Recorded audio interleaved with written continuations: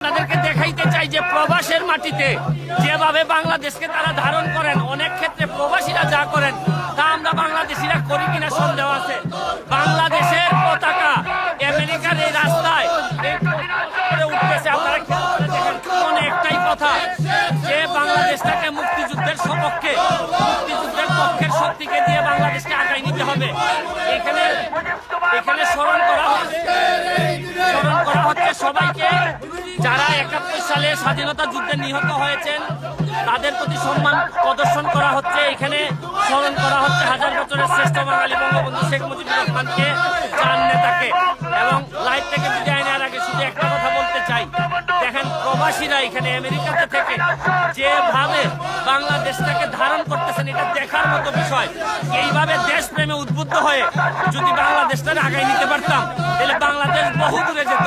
আমাদের শপথ হোক একটাই, যে দল মত নির্বিশেষে মুক্তিযুদ্ধের ভিত্তিতে, মুক্তিযুদ্ধের চেতনার ভিত্তিতে আমরা বাংলাদেশটাকে এগিয়ে নিতে চাই। এই পর্যায়ে আমি লাইভ থেকে বিদায় নিচ্ছি।